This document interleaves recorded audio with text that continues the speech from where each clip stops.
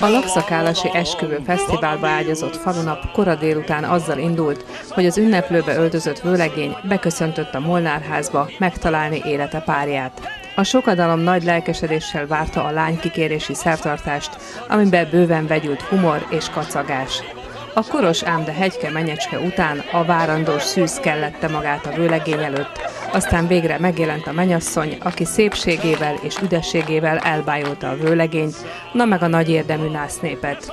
Az ifjú pár, és hát persze az egész falu népe, meg az ideérkezett sokadalom szépen, komótosan végigvonult a főutcán. A menyecskék kórusa, a hegedű hangja, a legények menetet megakasztó mórikázása, a jókedvű násznép igazi színes forgatagot varázsolt Lakszakálas közepébe. A Magyar Lakta település gazdag múltjáról, a falunapi rendezvény üzenetéről a polgármester eképpen beszélt. Lakszakálas tulajdonképpen két településből, Lakból és Szakálosból jött össze. Az első írásos emlék 1268-ból származik a faluról, amikor a Zakalusz néven volt beírva, ez a Zakaluszok birtoka volt, és tulajdonképpen a mai napig Lakszakálos néven működik a település. Nagy részében magyar lakta település, és ebből kifolyólag, mivel magyar gyökereink vannak, nagymértékben ragaszkodunk hozzá, sőt azt mondom, hogy kizárólagosan ragaszkodunk ehhez a magyar gyökerekhez, ezeket meg akarnánk őrizni. A mai nap a hagyományos lakodalmi fesztivált szerveztünk a falunap keretén belül, egy ilyen pörgős, forgatagos, olyan eseményt, ahova eljön a falu apraja nagyja, és a lakodalmat tulajdonképpen bemutatjuk, hogy hol zajlott ez őseink idejében. Van egy nagyon üres kultúrásunk, és az ő körülötte fölálló csoportosulás tulajdonképpen segíti a falu kulturális életét. Mi is igyekszünk anyagilag támogatni szellemiekben, de ők adják tulajdonképpen az erkölcsi erőt. Minden falunak megvan a maga a falunapja, ami mindig egy ilyen nem teljesen hagyományos, elüt a többiektől, valami újat szeretnénk alkotni, és az abból is adódik, hogy itt mindenki igyekszik, összefog, és a falu szó szerint nálunk a faluról, tehát a falu napjáról, ezért azt hívjuk falunapnak.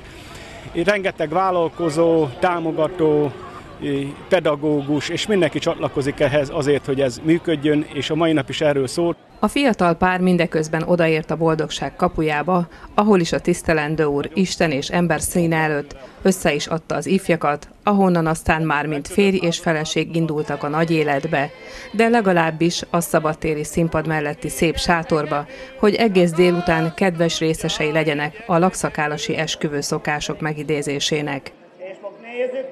A falunap igazi színfoltja volt a Kultúrházban megtartott esküvő kiállítás és divat bemutató, melyen nagy tetszést arattak a ruhaköltemények, a frizurák, a sminkek és a szépséges díszítőtárgyak.